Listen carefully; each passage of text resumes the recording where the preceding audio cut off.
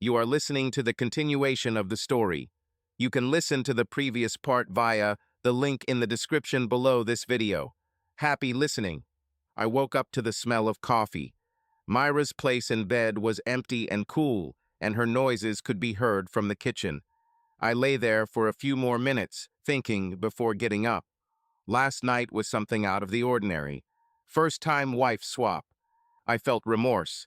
She walked around gloomy after the first time, naked and wanting more, but it was I who sent her to Rich for more. It was my initiative. I was the culprit. This memory made me feel painful because I was the cause of all this. How is Myra feeling this morning? I was tormented by guilt.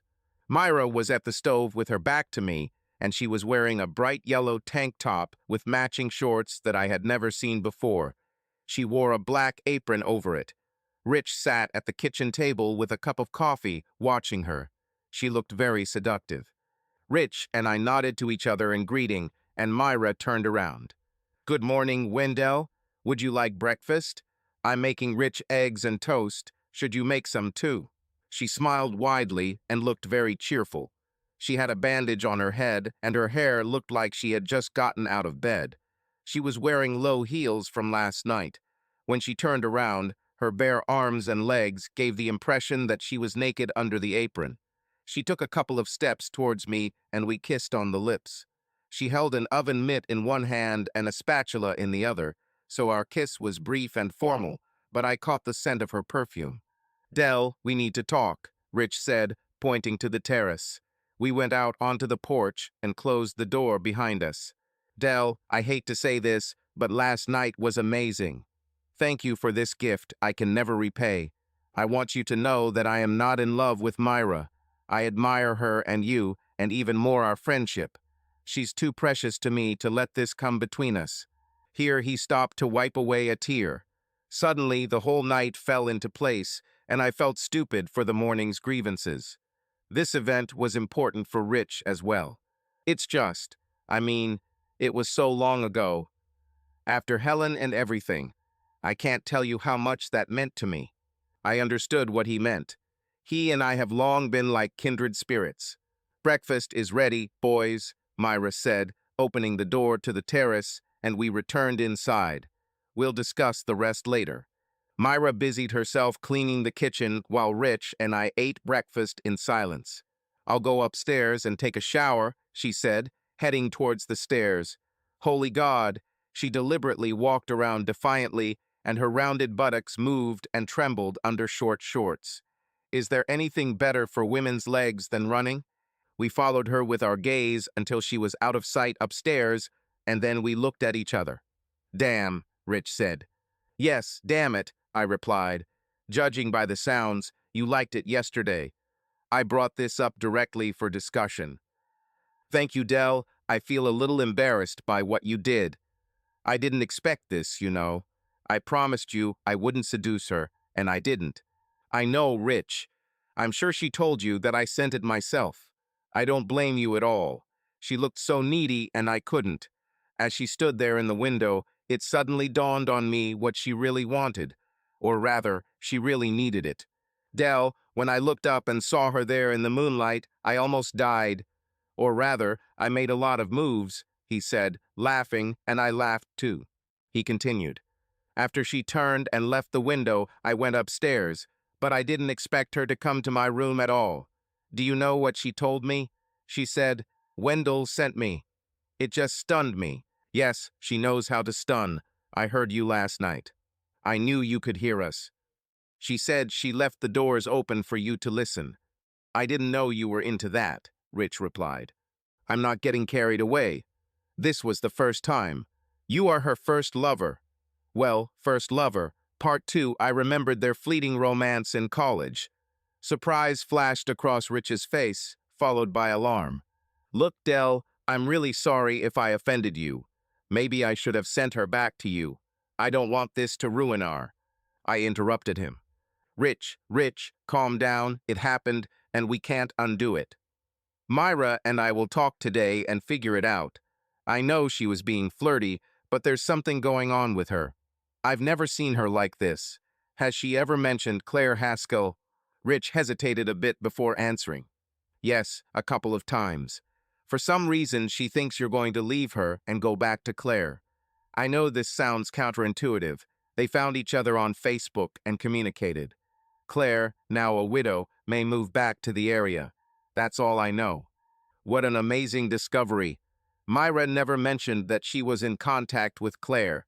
I will definitely find out more, but I will approach this delicately. Wendell, I need to go to work this morning and get some things done. Since I became a lieutenant, I have never been completely free from work. It sucks, but I need to deal with some issues myself. You and Myra can stay here or go home as you please. He handed me the key to the house.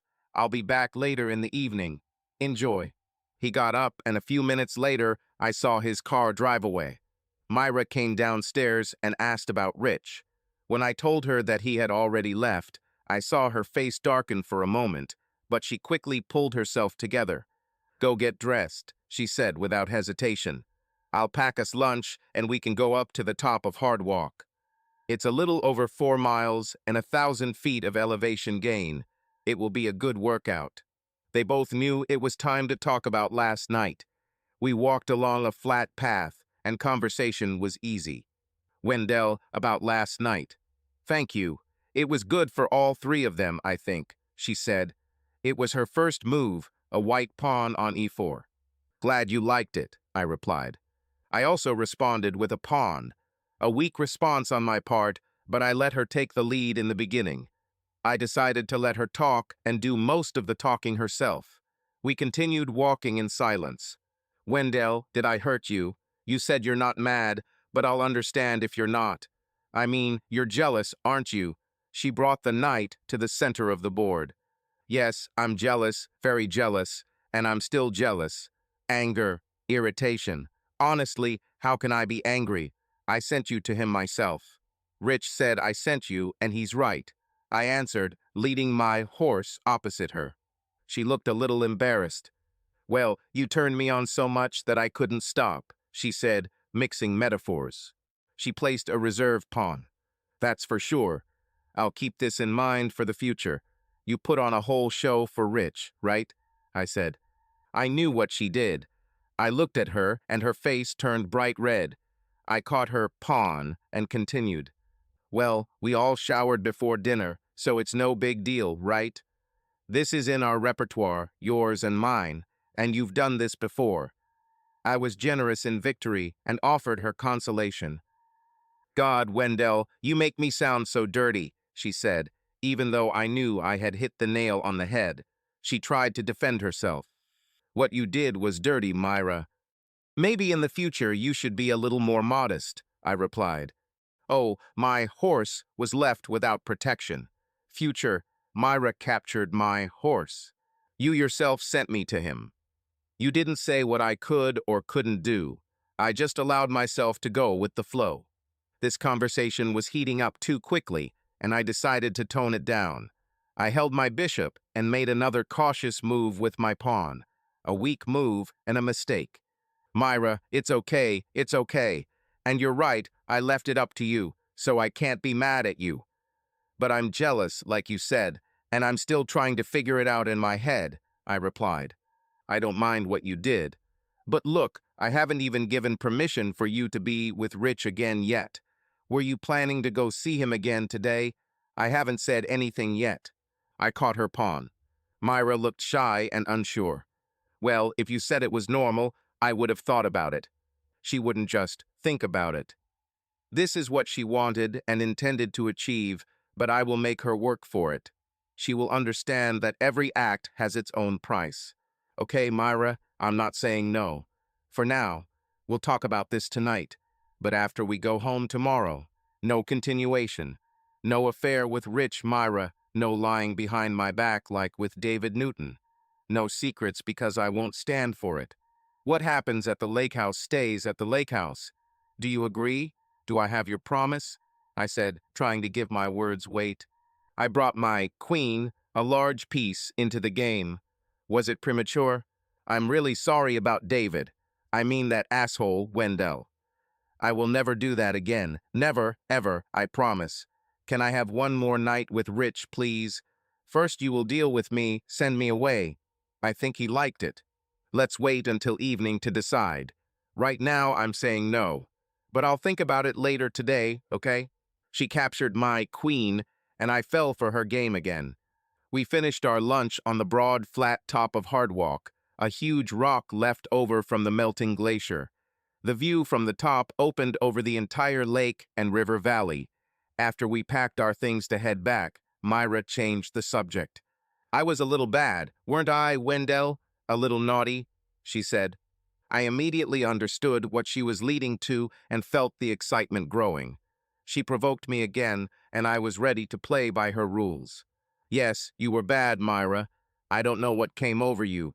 Well, besides me and Rich, but beyond that, I said. She glanced at me, then grabbed my hand and squeezed it tightly. Don't be mad at me, Wendell. I couldn't stand it. I was a real bitch, leaving you home alone while I was dating this asshole. God, what was I thinking? And last night, acting so needy, I should have resisted. A married woman shouldn't behave like that, and I'm so sorry. But honestly, I want to do it again tonight. Maybe you should convince me to change my mind, she said, hoping for a definite answer. She was starting a new game, larger and more complex than simple chess. I was ready to play and knew what to do. It was something she claimed to hate, but it always worked. Better than any catalyst. I noticed a clearing not far from the path and directed it there. As we approached, I felt a growing tension. I took off her backpack. There's an army blanket there, she said. I laid out a blanket on the ground under the trees. What if someone comes? She asked. I looked down the main path.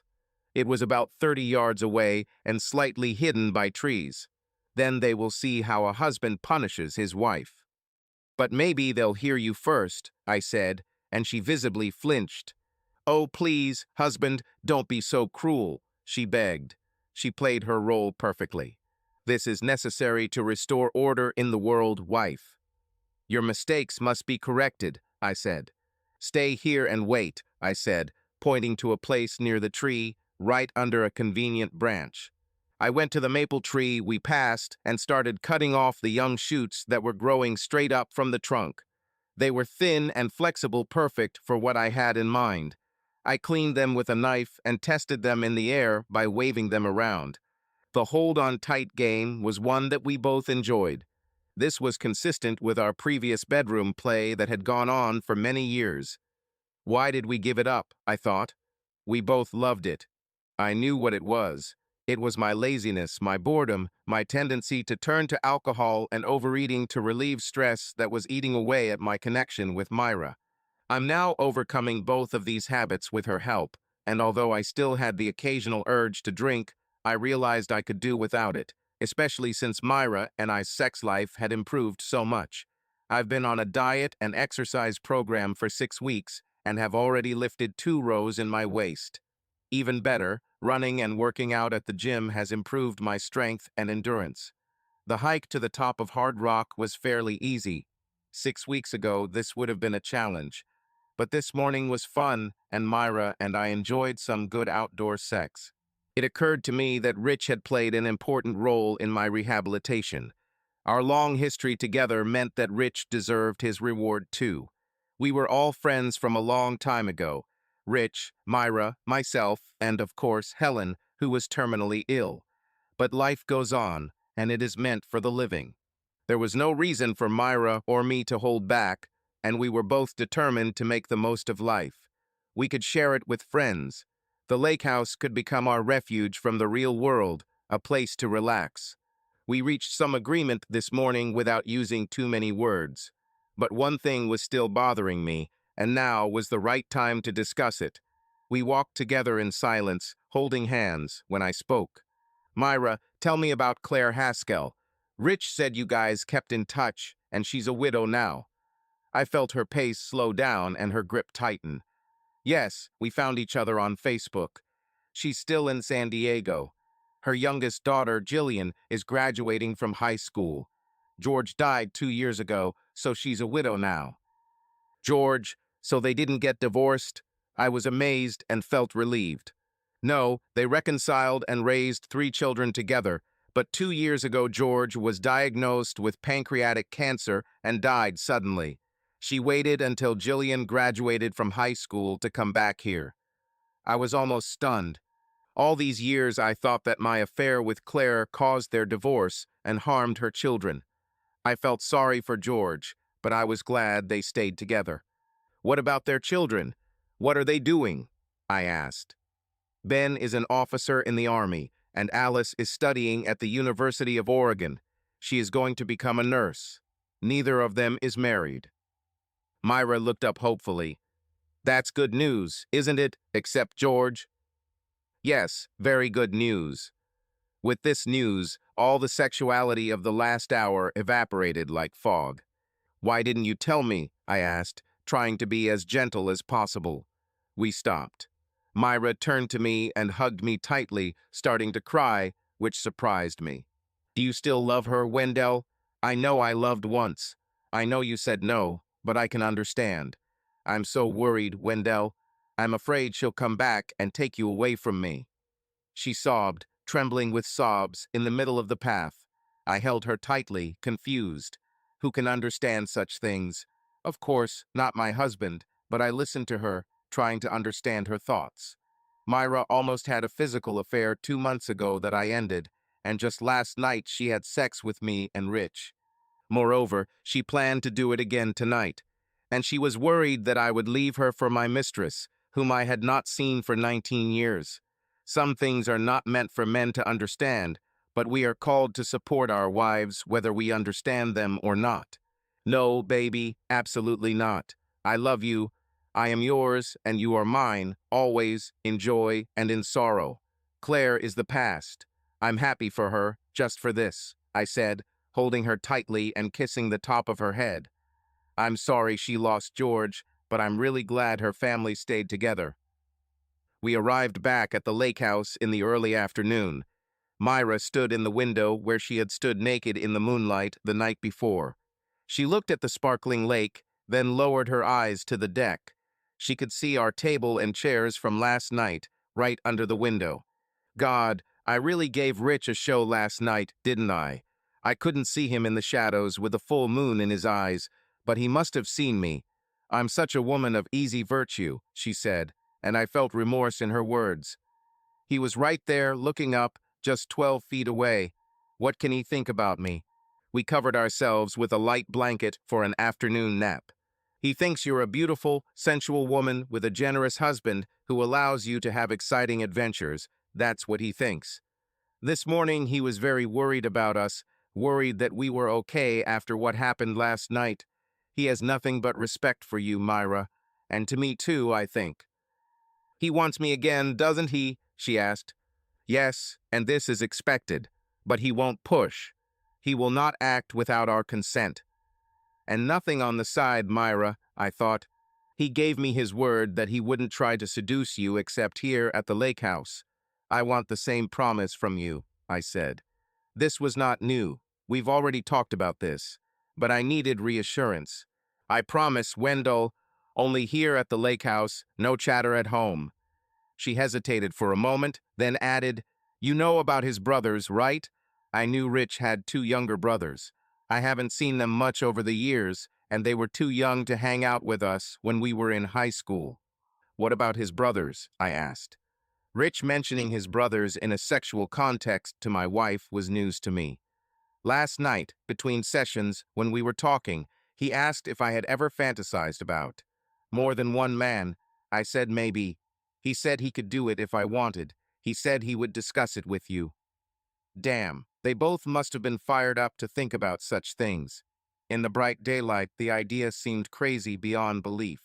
I could see that Myra was curious, although it surprised me. Let's give this idea some time. We both need rest now, I replied. God, is this a discovery? Wow, just wow. I slept restlessly.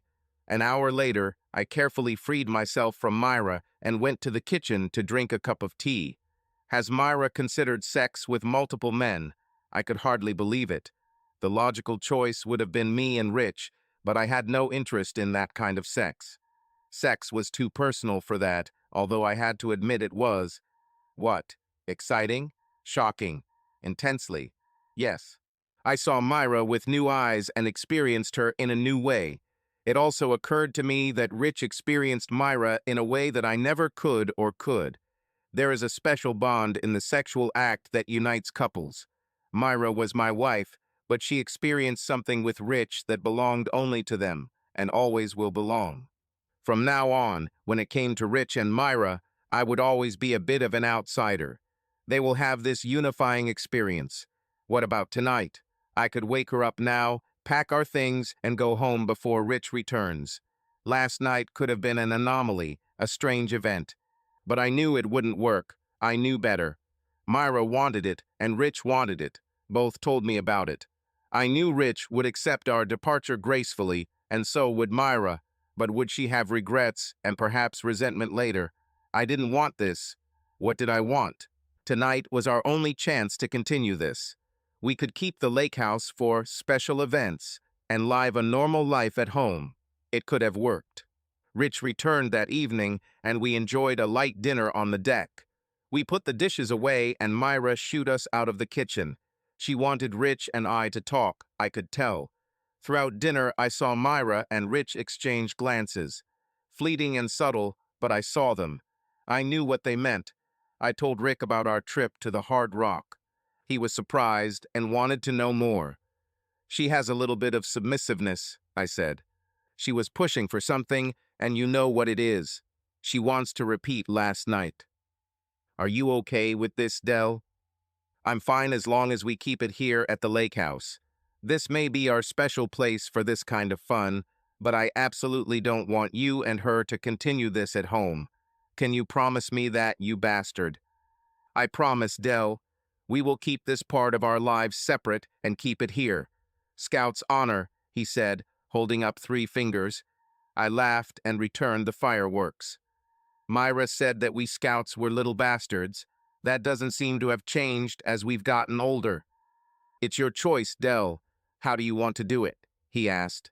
I then told him what I thought would fire up Myra's amplifiers. She was certainly getting to escape speed tonight. Rich nodded happily. I woke up to the smell of coffee, instantly panicked and reached out to Myra, relieved to find her nearby, still sleeping. I pressed myself close to her and inhaled her scent, and a sudden feeling of gratitude came over me. I had Myra, who meant everything to me. And Rich. I shared Myra with him 2 nights ago, but he could never completely have her, not even for a moment. He enjoyed her body, and she enjoyed his, but she will always be mine. I was glad that we shared this moment with Rich, and I felt no regrets or resentment. I might want to do this again one day, but definitely not anytime soon. Myra opened her eyes, and we looked at each other. Hungry? I asked. Life returned to normal.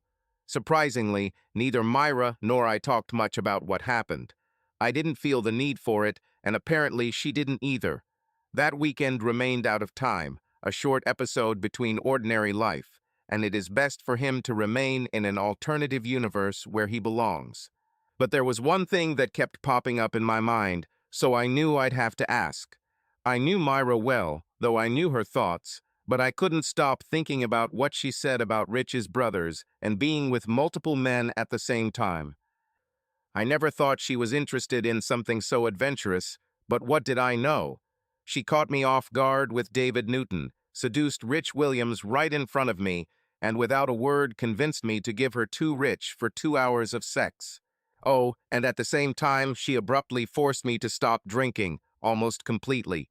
She convinced me to lose weight and become the sports fan I once was again. I started boxing again and loved it, perhaps because it connected me with my younger self.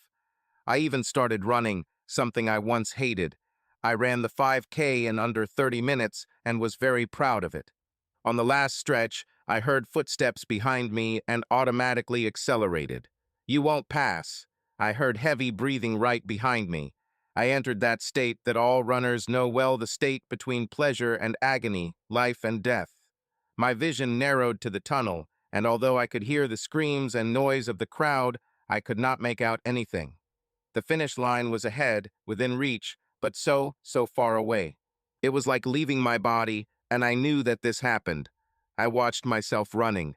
I seemed to float above, detached, feeling that I could die, but knowing that I would not die. To my right, slightly behind, I saw a black spot approaching me.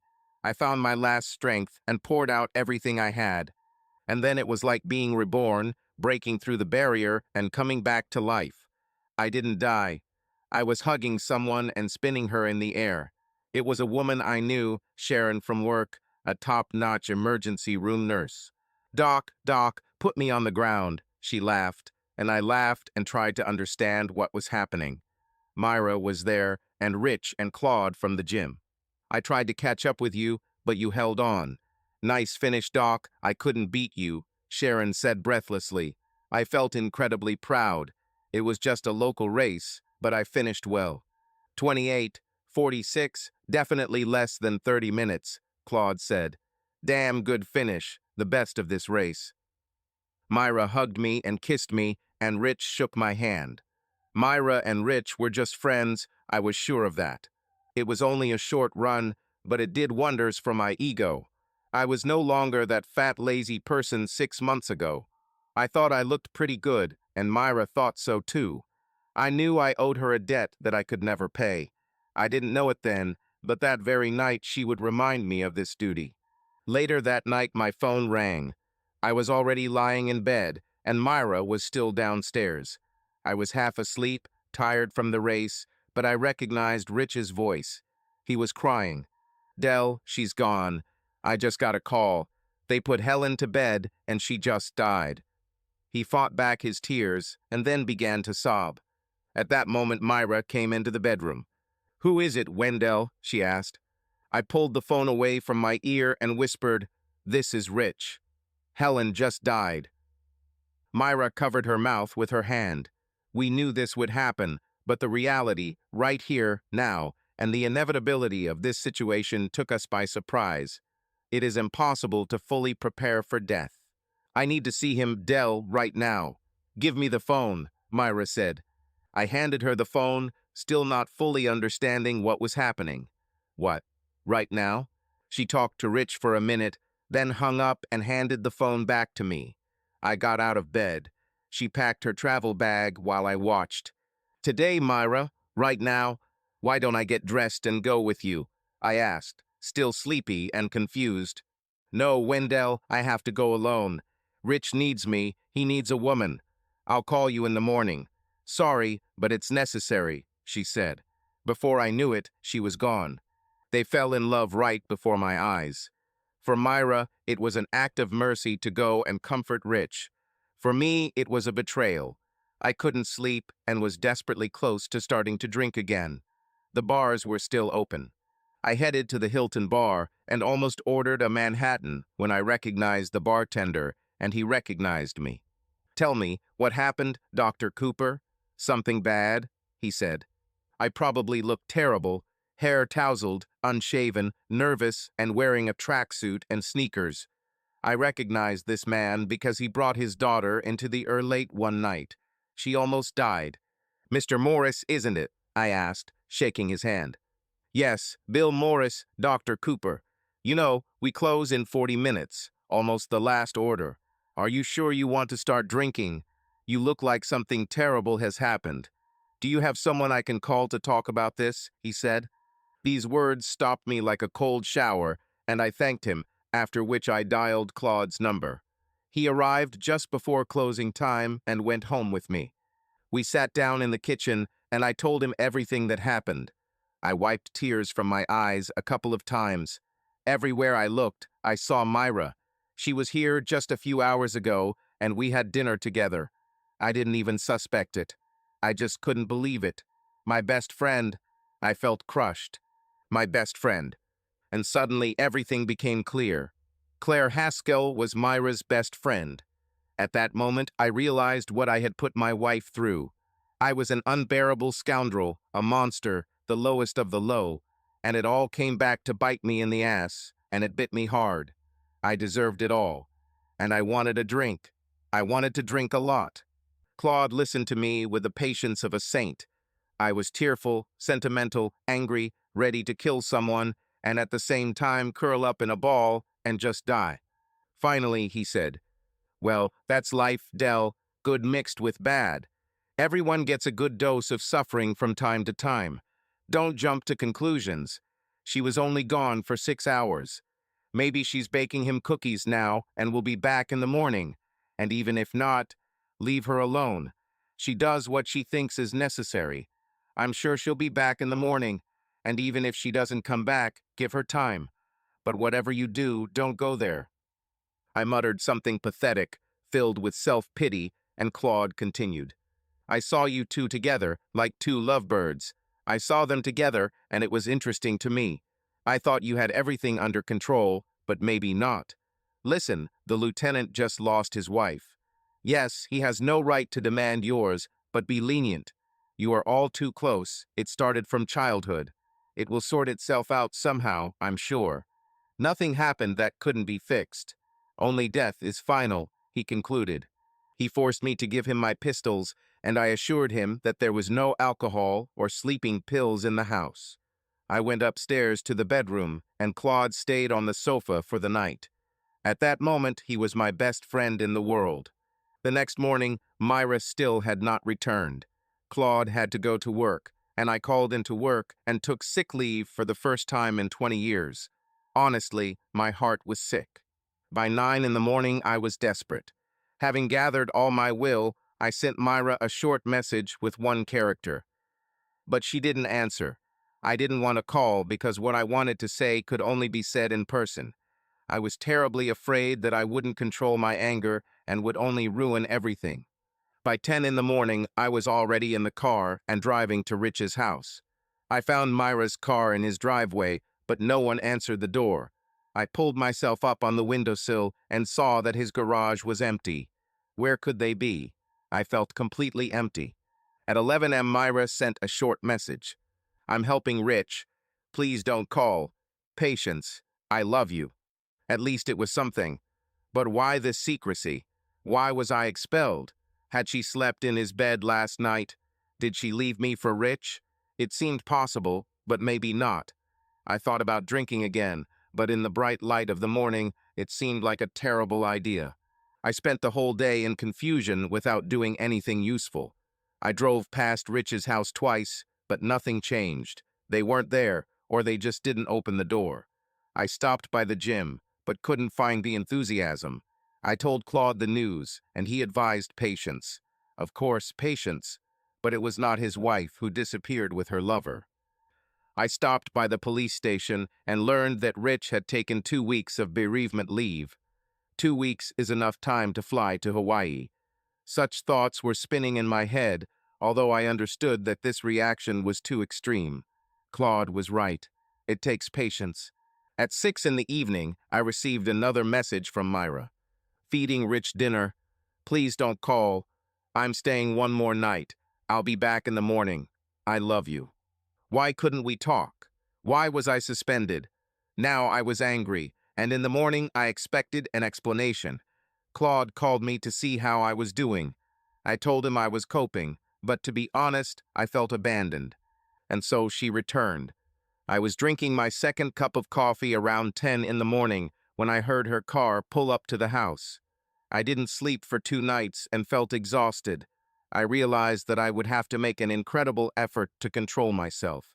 I was the aggrieved party and had every right to be furious. But I have deprived myself of the right to be angry with Myra because of my affair with Claire Haskell. This terrible symmetry of our novels haunted us. Will I ever be able to get rid of Claire's ghost? I sat unshaven at the kitchen table with a cup of coffee. Without a doubt, I looked terrible and most likely smelled no better. Myra opened the garage door and froze, suitcase in hand. I usually stood up to greet her, but fatigue and anger kept me glued to my chair. We looked at each other, both tired, both with something on their minds, but neither wanted to start. Myra spoke first. "You won't like what I'm going to tell you now." I looked at her intently. "Go get yourself in order. I'll wait." Half an hour later, she came downstairs a renewed Myra. She looked fresh but wary. I just poured her a cup of coffee and handed it to her. We sat down across the kitchen table from each other. You start, I said. She sighed and began. Well, first of all, I'm glad I went when I did. I didn't know, but Rich also has a drinking problem.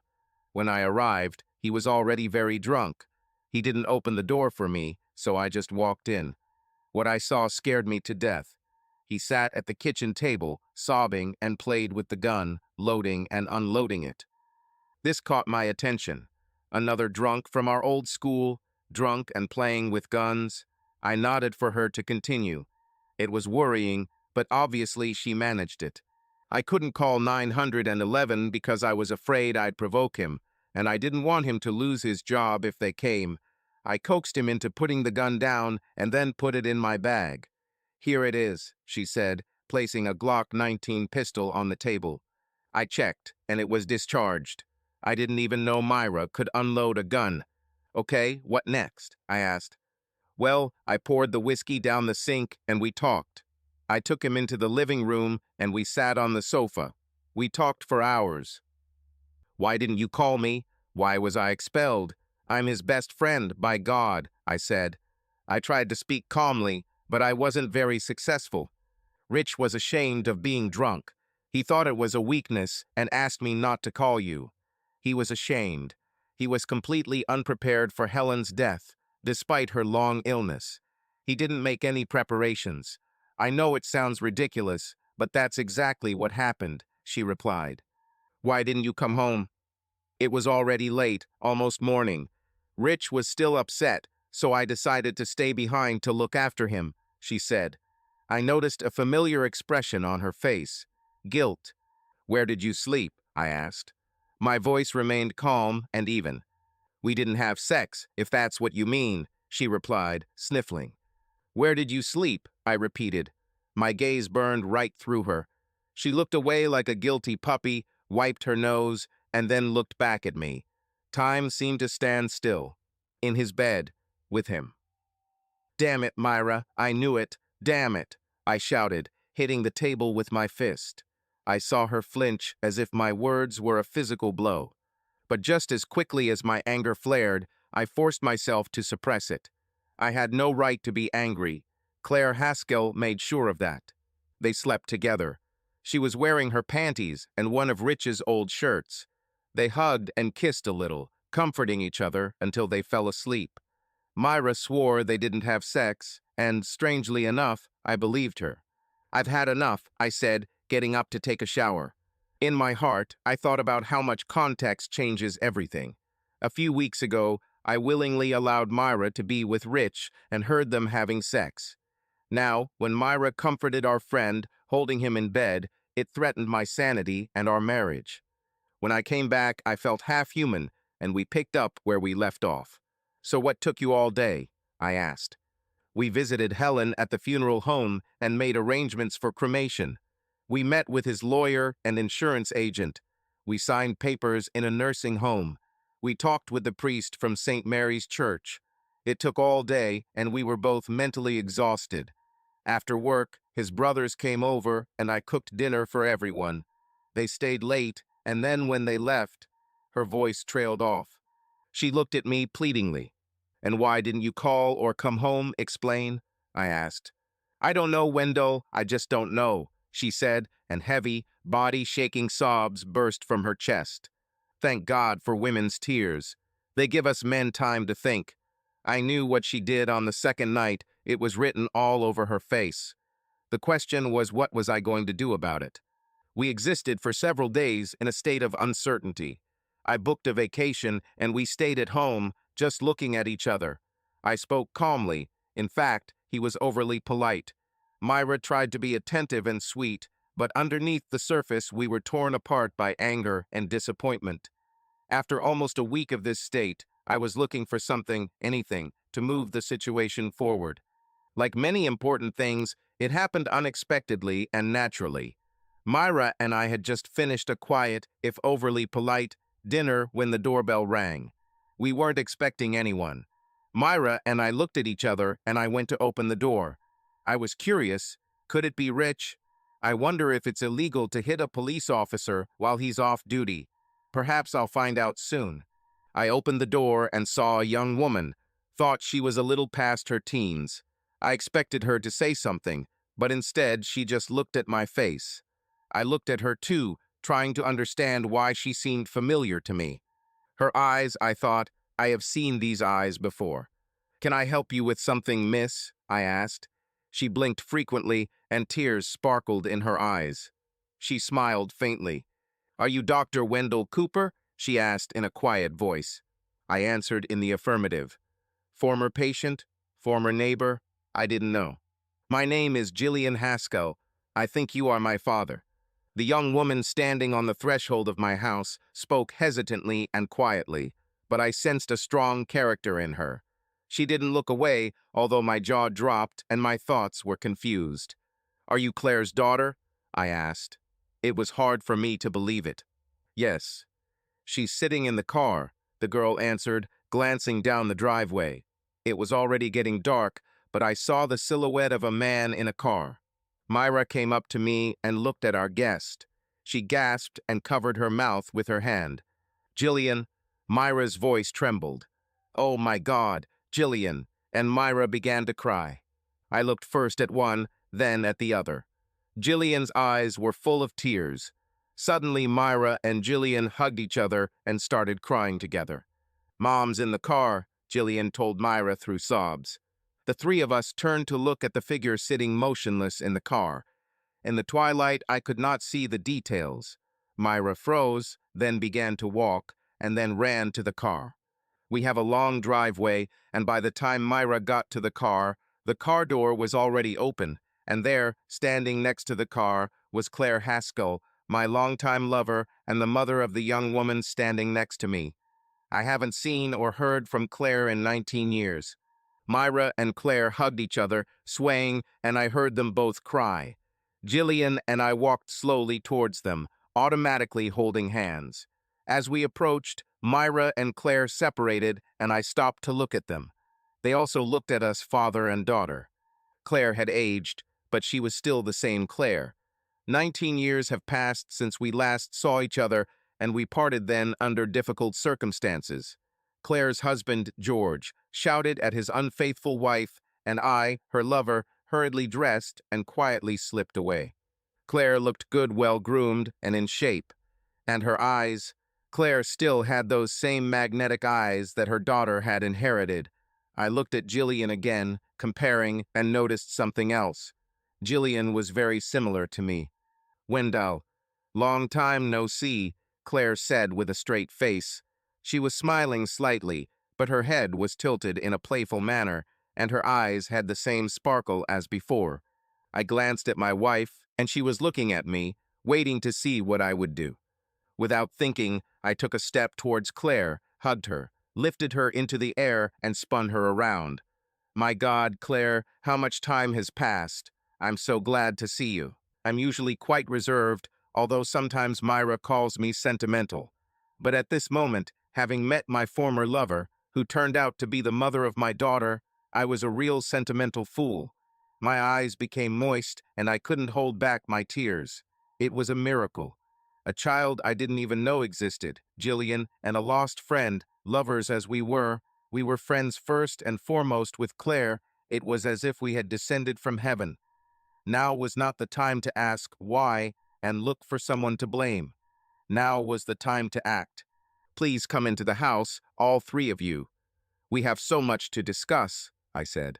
My brain was frantically trying to comprehend the scale of what was happening.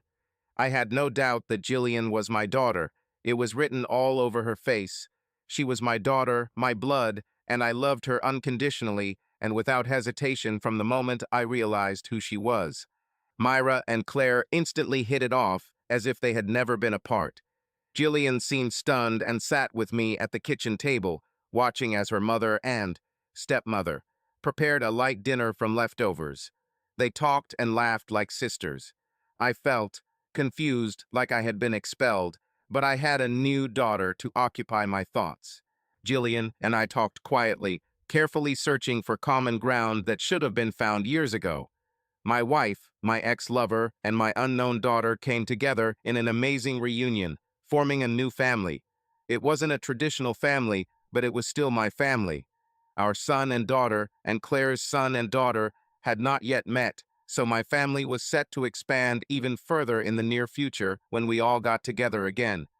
These thoughts were running through my head, a little confusing, when Jillian spoke. "You are my real father, right?" Jillian asked. She caught me off guard, and I took a moment to collect my thoughts. "No, Jillian," I replied. "I'm not your real father. George was your real father. But you are my real daughter, and if that's what you want, I will be the best father I can be to you. I promise." I looked into Jillian's eyes, Claire's eyes, actually, as I made that promise. No matter what happens, I will be the father of my daughter. I no longer felt shame about my affair with Claire. Something very good came out of that whole nightmare. A weight was lifted from my shoulders and replaced with the lightest of burdens, being a father to a beautiful young woman. The past no longer held me in its chains. At that moment, I felt like the happiest person in the world. Later that night, tired and finished, Myra and I went to our bedroom. Claire stayed in the guest room and Jillian took Britt's room. I was both happy and completely exhausted. As if by magic, Myra and I started talking and laughing together again, and I realized something very important. Nothing that had happened between us could yet be undone. We are alive, we are people, we are full of mistakes, minor grievances, and discontent. But as long as we were alive, these grievances could be corrected, and we could continue to live, having each other to face a new day together.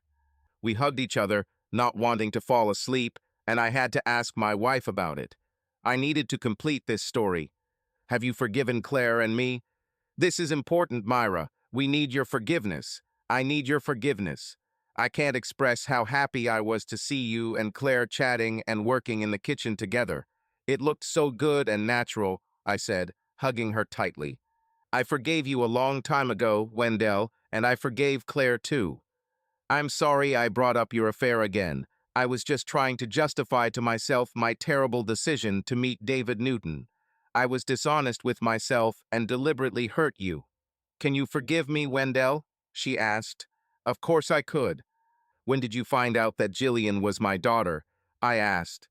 "Was this important knowledge deliberately hidden from me?" "I realized this the next week after you sent David Newton away. Claire and I found each other on Facebook. I saw Jillian's photos and immediately knew. Claire didn't have to explain anything. Claire and George suspected this from the start, but George, to his credit, raised her as his own daughter. Jillian was never told about this. We talked on the phone and Claire decided to tell Jillian about you after she graduated from school. Jillian took it well and wanted to meet you. Both Claire and Jillian wanted to keep it a secret until they arrived. We made love that night, carefully and quietly, as we did when children were small and curious. We didn't want our guests to hear us. It was our first time together in a week since Myra spent the night with Rich. Once again, I woke up to the smell of coffee, but this time it was accompanied by the sound of women laughing coming from the kitchen downstairs. I heard 3 different women's voices, and it sounded like music to me. Then I thought about Rich and how Myra went to him after Helen died. This caused deep pain in my heart. Will I be able to forgive them? They both betrayed me by spending 2 nights in each other's arms. Worse, they left me aside and completely cut me off from communication while Myra was with him. It was a betrayal that could destroy a marriage, even a strong one, and I struggled to understand it. To some extent, I knew it was my fault too. At the dacha, I allowed my wife to be with Rich for sex. To put it bluntly, I sent her to him so that she could sleep with him. She went willingly, but I pushed her. When 2 people have sex, they create a personal connection that makes it possible again. I shared my wife with Rich at the cottage, and I liked it. I gave them my permission, so I was partly to blame for what happened next. What about Rich? He promised that our sexual experiments would remain only at the dacha and only when we all participated. Was it really that different? Yes, it was. They went ahead and did it without me. I was excluded, kept in the dark, and wondered if my wife had left me. This was a completely different situation. But Rich has lost Helen, and she can never be brought back. His loss was final, and the living can still forgive each other. I made a decision. I'll call Rich right now before I join my ladies for breakfast. Rich? I said when he answered. Dell, he answered. His voice sounded uncertain, and I could hear the anxiety in it. He broke his promise to me and expected that I might be angry. I continued. How about you come see us later in the morning? I have two people I'd like to introduce to you, Claire Haskell and her daughter Jillian. Rich took a moment to process this and said, Is it true? Claire and her daughter are at your house now, and Myra is there too. He sounded stunned. Yes, they are here, and we all get along great, I said. Come around noon for lunch. I have a surprise for you.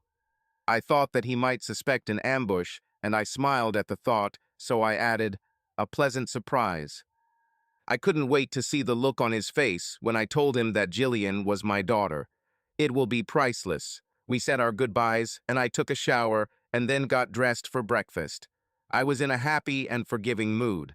Myra and Rich spent 2 nights together in his bed, but I thought I understood why Myra did what she did.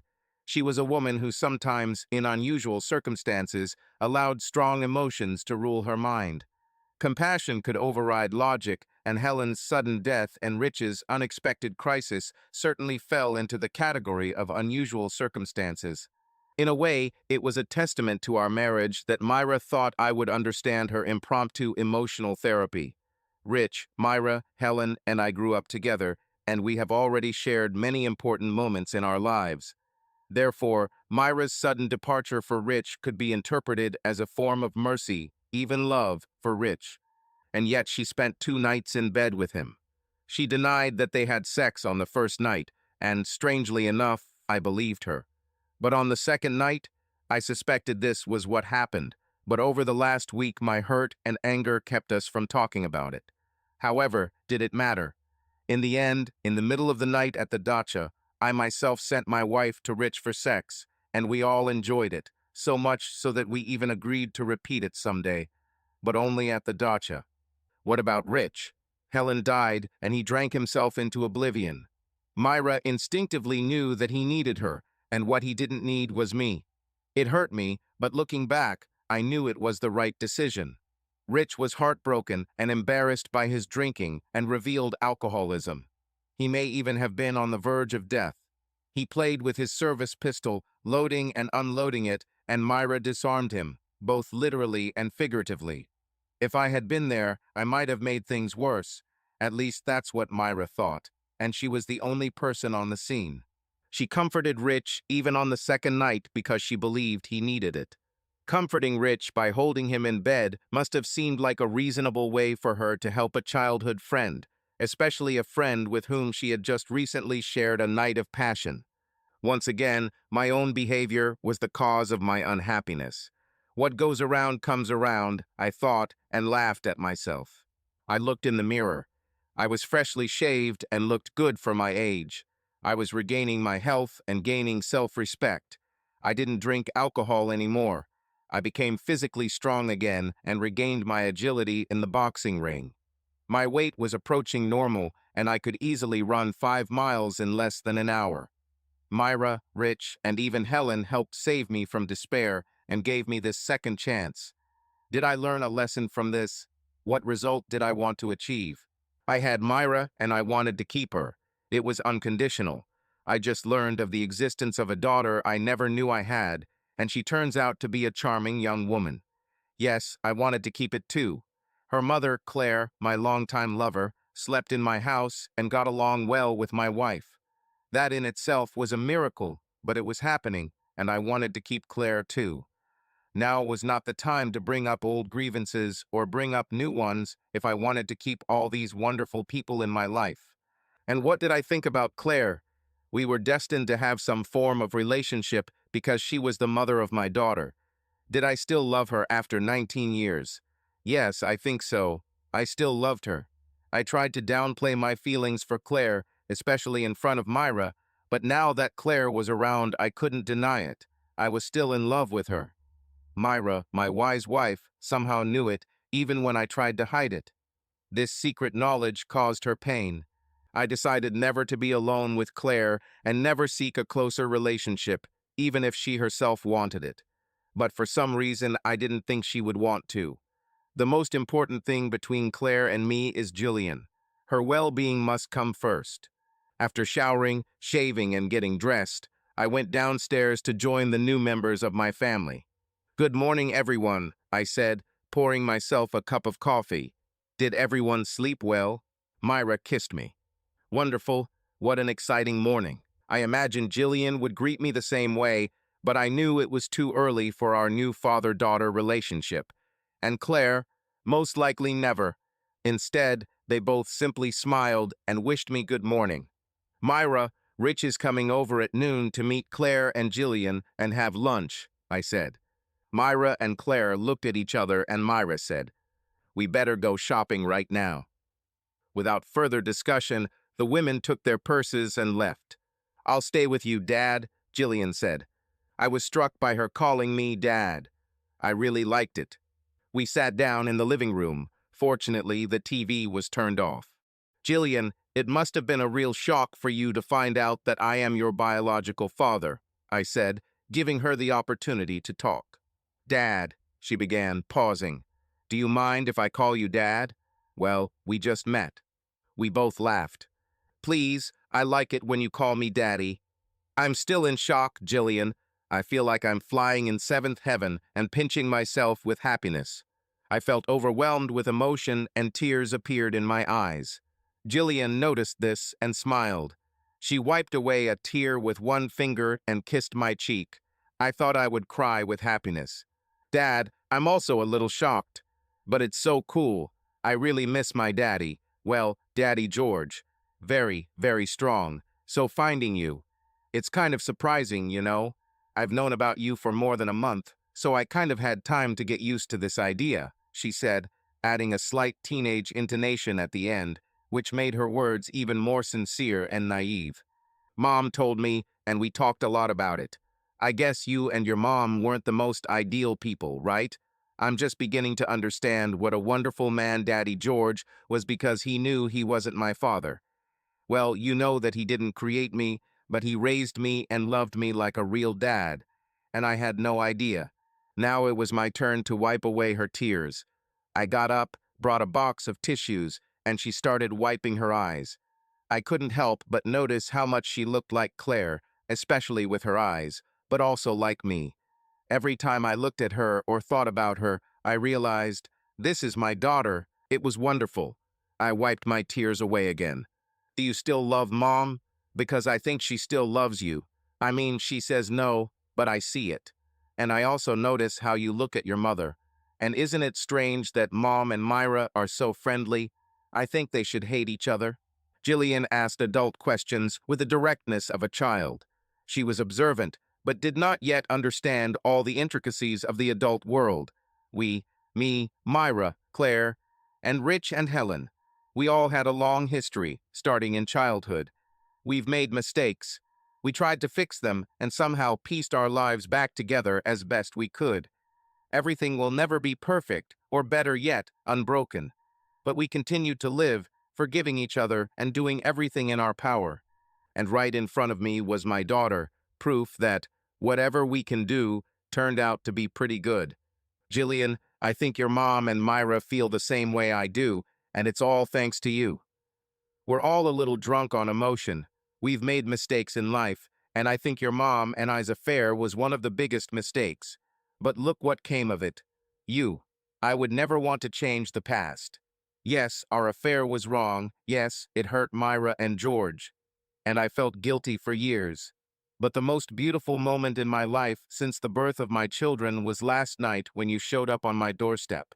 You make it all right. I think that's how Myra and Claire feel. Remember, they were once best friends. Our affair broke their friendship, and now you have appeared in our lives, and their friendship can be reborn. I think they're trying to catch up. Does this make sense to you?" Tears appeared in our eyes again. Jillian nodded and kissed my cheek. "I think I'll love my new family. I know it sounds strange, but I feel like I'm home again." The doorbell rang, and it was Rich. When I opened the door, he looked at me warily and raised his hands as if he was giving up. "Everything is fine?" he asked. He smiled, but I saw that he was not sure. I sighed. Of course, everything is fine, I said, stepping back to let him into the house. I wasn't sure how you'd take me, Dell. I know you're angry at me, and you have good reason to be. Now was not the right moment for this conversation, since Jillian was in the next room, and I told him about it. She was still sitting where I left her, but stood up when Rich and I entered. Rich immediately introduced himself. You must be Jillian, he said, and extended his hand to her. Jillian smiled back as I finished the show. Jillian Haskell is the daughter of Claire Haskell, and as I just found out, my daughter is too, I said, turning to my daughter and extending my hand. She came up to me and we hugged side by side. I noticed a look of surprise on Rich's face, but he quickly recovered and his surprise was replaced by a wide smile and a sparkle in his eyes. He looked at Jillian from me. Of course, now I see it. Jillian, you remind me so much of your mom, but you seem to have inherited your dad's best traits too, he said, and we all laughed. We sat around the kitchen table, drank more coffee, and discussed Jillian's life. The death of her father George 2 years ago, Jillian's recent high school graduation, and Claire and Jillian's move back to Claire's hometown and back into our lives. We'll stay here until Mom and I find somewhere to live. Myra and Dad were so kind to us. We just arrived last night, she said. I lit up with pride when I heard Jillian call me Dad. I knew Rich noticed it too by the way he looked at me. Jillian, he said, your new dad is my best friend in the world and a wonderful person. You couldn't do better. I am very sorry that George died. He was also a good man. But your mom, my Helen, Myra, Rich, and I have been friends for many years. If you don't mind, I'd like to call you my honorary niece. He said this with a slight joke, but his sincerity was noticeable. I saw Jillian's tears welling up again, and she took Rich's and my hands. Thanks a lot. I would be glad to be your niece, she said, wiping her eyes. I feel like I've found a whole family that I didn't even know existed. But I also have a brother, a sister, and 2 cousins whom I don't know. This is so exciting. Rich suddenly changed the subject, and I noticed a shadow on his face.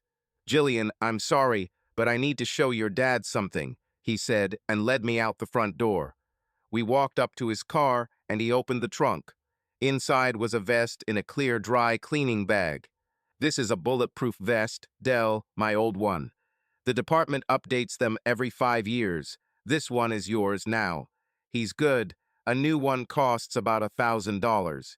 Even with its expiration date, it will be quite capable of stopping almost any pistol weapon. Why do I need him? I asked, suddenly feeling uneasy. I looked around as if trying to assess a possible threat. My buddy from the Sacramento police called me this morning. David Newton, your old enemy, has finally posted bail and is released from custody. His wife, soon-to-be ex-wife, somehow froze all his money, and he was in jail for several weeks. An informant from prison told my friend that Newton is hell-bent on getting revenge on you and Myra. He talked about it endlessly. We think it's serious because the license plate camera on I-5 captured his license plates just hours after his release. He seems to be heading here, even though he's not allowed to leave California. I felt a chill inside, and my thoughts immediately turned to Myra, Claire, and Jillian. Rich and I had a responsibility to protect them. We brought the vest into the house, and while Jillian watched silently, Rich showed me how to put it on. I would like you all to come to my place until we sort this out. I have enough room for everyone. Dell, your home address is in the phone book, but mine is not. All the police are looking for him. We'll get him, Rich said, but I could see he was worried too. Winston Butler was clearly annoyed with me. We sat in his luxurious corner office and had a tense conversation about personal safety. He sat in a huge leather chair at a massive wooden table. There were no papers or other objects on the table, except for a large telephone, a writing pad, and a pen holder. No sign of work. This only confirmed my suspicions that hospital administrators spend their days in meetings and other idle activities. What was even more annoying was that his hefty salary was probably 3 or 4 times mine. Dr. Cooper, he began with a hint of annoyance in his voice. The hospital rules and the medical staff regulations are completely clear on this issue. The hospital and the entire surrounding area, including parking lots, are a gun-free zone. You've probably seen the corresponding signs. This also applies to medical personnel. These rules are approved by the Board of Trustees, and I cannot change them. He looked at me with a forced smile. I knew that his claim of lack of authority was untrue because, even though we were a Catholic hospital, they performed some procedures on women that the faith did not approve of. All these procedures went against the rules. Someone from the administration had to approve them, although formally they contradicted internal norms. I never liked this man. He was part of a new generation of administrators, executives with degrees in business, law, and public health who were taking over the medical field. Their world is one of interaction with government agencies, negotiations with insurance companies, and labor unions. They worked strictly according to a schedule, 8 hours a day, 5 days a week, without night shifts, weekends, and holidays, as doctors did. They have never experienced trauma, blood, infection, suffering, or death of patients and their grief-stricken families. They had absolutely no idea what it was like to work in medicine with all its stress and uncertainty, but at the same time they were confident that they knew how to manage us. Even the term practice of medicine itself was now considered obsolete because doctors, nurses, and all support staff were lumped into one category: healthcare providers. We didn't practice medicine, we provided services. Butler continued. In addition, there is a security guard on duty at the hospital around the clock. His smile was forced again. I sighed. These guards are unarmed, and they are in charge of the entire hospital, not just the emergency department, I argued. I knew what he would say, and he actually said it. Doctor, these employees are armed in accordance with hospital policy. They have access to weapons, which are kept under lock and key in the security office. This pointless conversation went on for too long, but we both tried to end it on a pleasant note. It was clear that I would not be allowed to carry a weapon or have one on hand while working in the emergency room. Somehow I forgot to mention my body armor to Winston Butler. I checked. The hospital rules and the medical staff regulations did not say anything about a ban on wearing body armor. In the evening, after dinner, Myra and I went for a walk around the area, and I was armed. Because of the sudden appearance of Claire and Jillian, we never directly discussed the fact that immediately after Helen's death, Myra spent 2 nights in Rich's bed. As we walked, I looked around carefully, looking for a white Mustang or any other sign of David Newton. Myra, I understand that you wanted to support Rich, and I know that he was desperate. But why didn't you call me? You disappeared for 2 days and kept me in the dark the entire time. It hurt me as much as the fact that you slept in his bed. I tried not to sound complaining, but I still felt like I was sounding offended. Honey, I sent you messages. You knew where I was. But I swear, nothing happened between Rich and I that night. We just held hands and fell asleep together. He needed it. I already knew this and even decided that I believed her when she claimed that nothing happened between them. The next day there was so much to do. We were busy all day, and then I decided to cook him dinner. His little brothers came, and we had a wonderful evening. Rich seemed much better, but after they left, he felt bad again, and I just decided to stay. It was late, and I didn't want to leave him alone. He could have hurt himself. I thought you wouldn't mind after. You know, our weekend at the lake house. She held my hand and looked up at me. I saw the worry on her face. She could have called me. She could have asked permission. Darling, tell me the truth.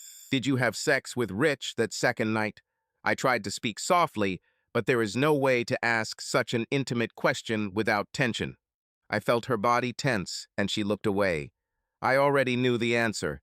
She tried to skirt the topic by implying that what didn't happen the first night didn't happen the second. Expensive? I asked again. She was silent, and we stopped. I turned her towards me and lifted her chin. I saw her eyes fill with tears and her chin tremble. Are you going to divorce me? Because I won't survive this, Dell. I know I shouldn't. But it seemed so natural, so necessary, so right. I knew that we agreed only in the house by the lake, and only when we were all together, but her voice trembled and she began to sob, hugging my waist. We stood there for a long time until she calmed down. I kept looking around for any sign of David Newton. I gave her a tissue and she blew her nose. I thought about what I have and what I could lose. The decision was easy. No, honey, I'm not going to divorce you, but I'm very disappointed in you. You should have called me. You wrote to me not to call, and I didn't. What about Rich's younger brothers? These two guys? We started walking again, and she suddenly stopped me. What? Do you mean? No. How could you even think about it? She said. Myra, I need to hear this from you. Yes or no, did you have sex with Rich's brothers? Absolutely not. Never in my life. That night, we had the house to ourselves because Claire and Jillian had moved their belongings to Rich's house, where they were under his better protection from David Newton. Claire's plan to find housing was also put on hold until Newton was in the hands of the police. But unexpectedly, my conversation with Myra during the day made me feel strange. I felt excited. Rich's younger brothers were still children when Myra, Rich, Helen, and Claire and I graduated from high school. Now they were grown men in their 30s, both unmarried. Mitch was divorced and owned his own truck repair shop. Arnold, the youngest of the brothers, worked as a mechanic at the Weyerhaeuser plant and also remained a bachelor. I didn't know them very well, but they seemed like decent guys. Large, strong, younger men than me. I could imagine what they were thinking when they looked at Myra, especially if Rich was hinting at something. In the morning, after the morning toilet, we hugged again in a warm bed. None of us wanted to break this closeness. Myra spoke first. Do you still love me, Wendell?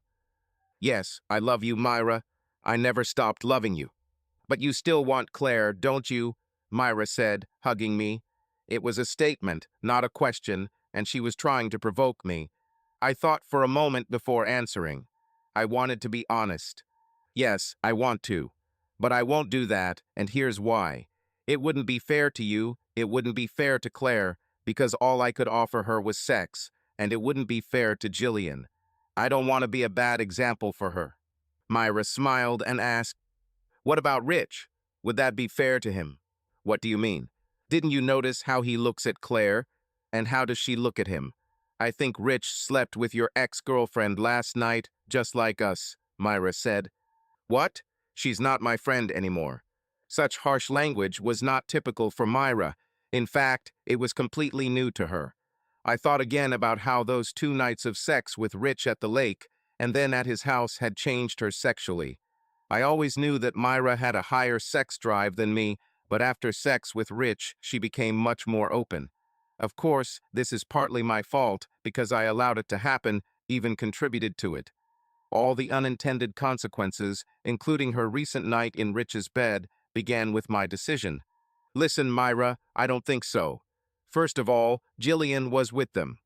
Secondly, Rich and Claire just got back together after 20 years apart, I said. But if Rich wants to have a relationship with Claire, it's none of my business.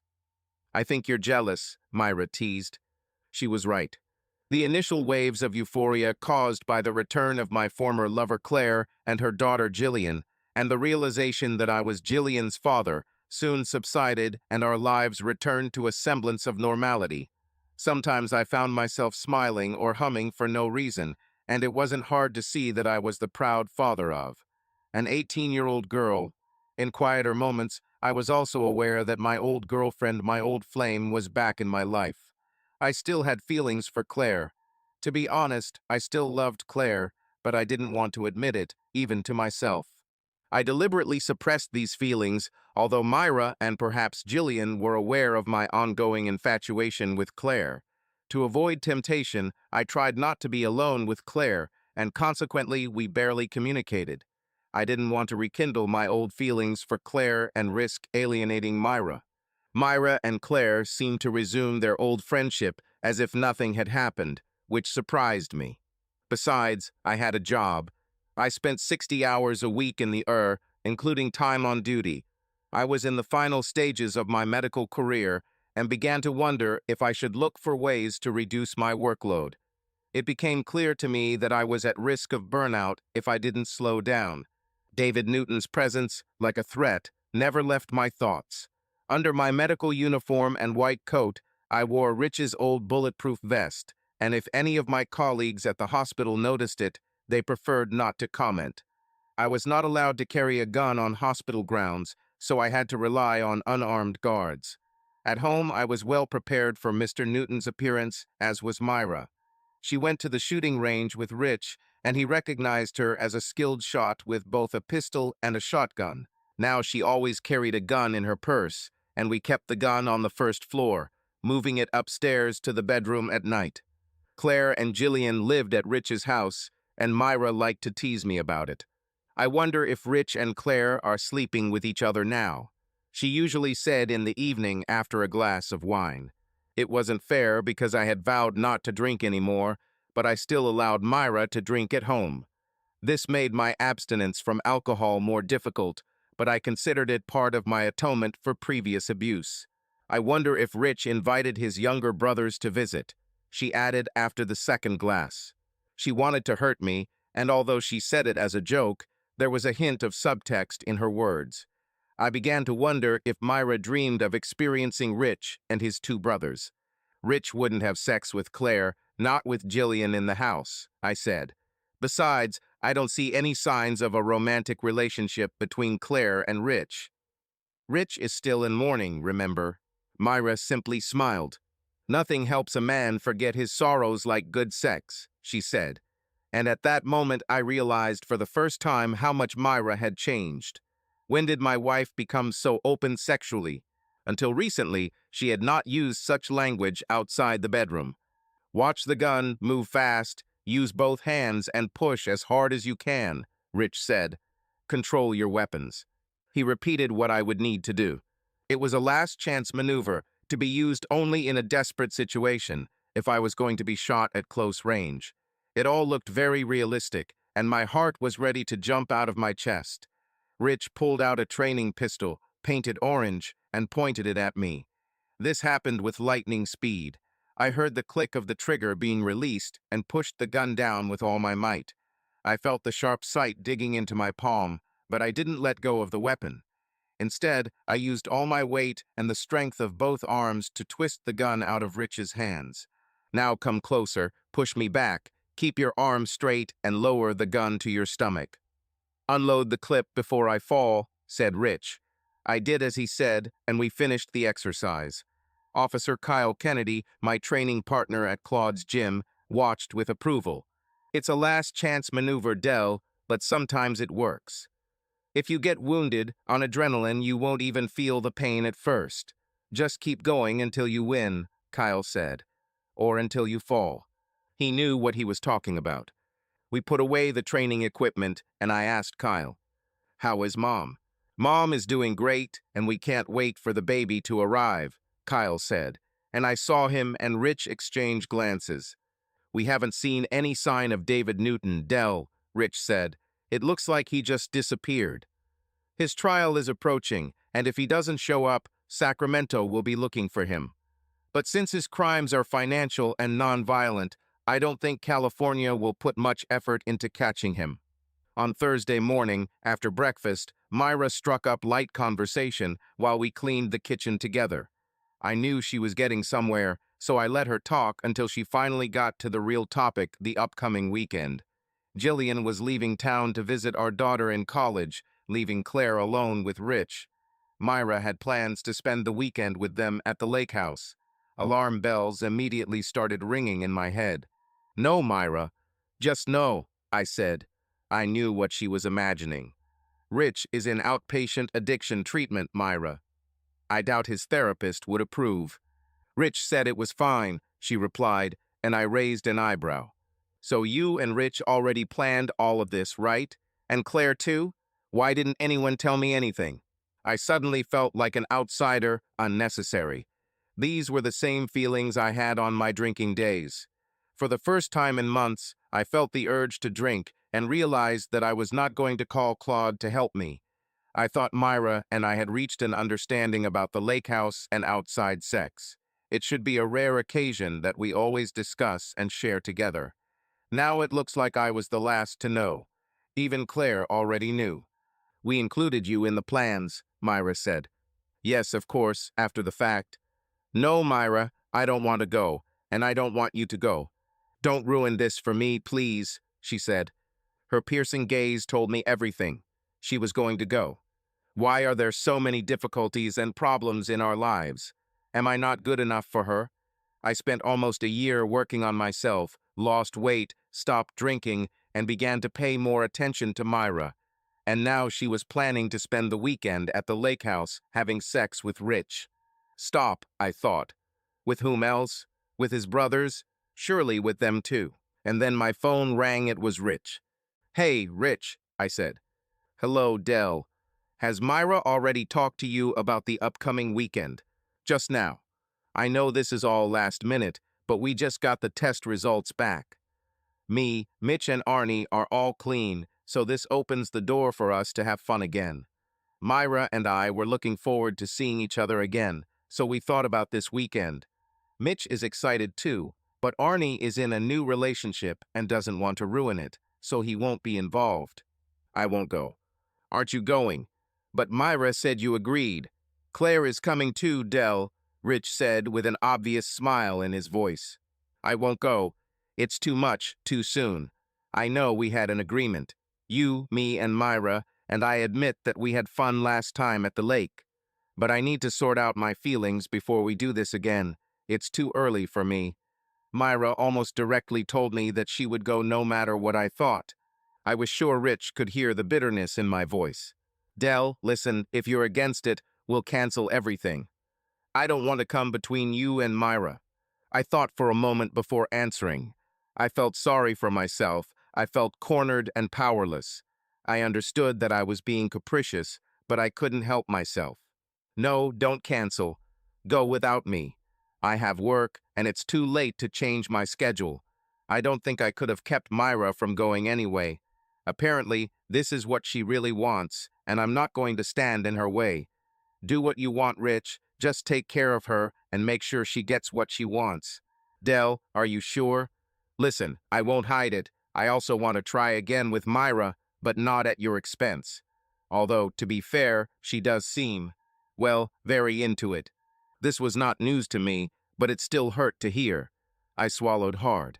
She has some incredible surge of sexual desire, and she's been ahead of me for a long time, Rich.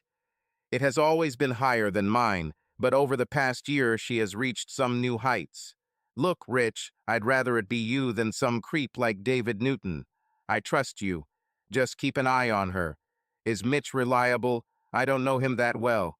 Mitch is a good little brother and completely reliable, Dell. Plus, he's a real master at pleasing the ladies, if you know what I mean. I heard a humorous note in his voice. Yes, I understood what he meant.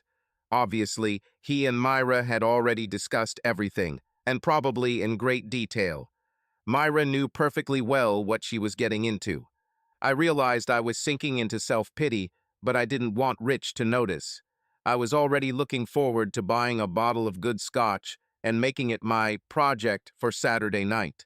I also felt a kind of schadenfreude, if that's the right word, wanting Myra to feel just a little bit of what I was feeling.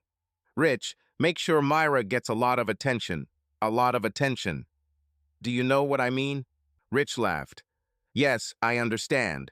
Mitch and I have worked as a team before, and he's a master at it. He has, how should I put it, a lot of sexual energy. He is a true gentleman, but knows how to treat the ladies in such a way that they adore it. I smiled at his last remark. If Myra was going to look for satisfaction on the side, I wanted her to get it in full. Is Claire coming too? I didn't think she was interested in such things, I said. I hope you don't mind, Dell. She's your ex-girlfriend, but she experimented a little with George when they lived in San Diego before he got sick. She's curious, let's put it that way. And Dell, Claire and I, well, we kind of became close. She helped me a lot, you know, dealing with the loss of Helen and staying on track without alcohol. I was glad to hear that, but it still hurt to realize that Rich now had some kind of access to Claire, and that he and Mitch were going to enjoy Myra and Claire all weekend. I wanted to scream, stop. While this might stop what was planned for this weekend, it would not change the underlying dynamics of the situation. I saw it in Myra's eyes, the same look she had when she was going to see David Newton. Myra was on a mission to get sex, and it was very obvious. I'd rather it was Rich than someone else. Claire's presence in this story only made my hurt worse. I began to wonder, was I too passive, too compliant, too soft? Maybe, but my options were limited. Saving my marriage to Myra was my top priority, and if that meant allowing her a little sexual freedom every now and then, well, I could live with that. I'll have to come to terms with this. In school terms, either I have to accept this, or I will be left with nothing. I sulked. I tried not to show it, but Myra knows me too well. Look, Wendell, just come with us and have fun. I don't understand what the problem is. We both enjoyed it last time, and it will be even better this time with Claire and Mitchie. Come on, Wendell. Claire, your old girlfriend, aren't you interested? I was interested, and I could not understand why my wife was giving me temptation in the person of my ex-lover. Was she offering me Claire so she could have fun with Rich? Let's be honest. Sleep with Rich and his little brother. So he's Mitchie now, Myra. Do you want to have sex with a guy you barely know? I understand he's Rich's younger brother, but still. I couldn't understand my wife's sudden promiscuity and was conflicted. On one hand, it's true that I loved sharing her with Rich for the first time, and she took to it like a duck to water. After one experience of extramarital sex, she began to show signs of uncontrollability. We did this together, but the key word is together. On the other hand, how could I say no to her if I had already willingly shared it?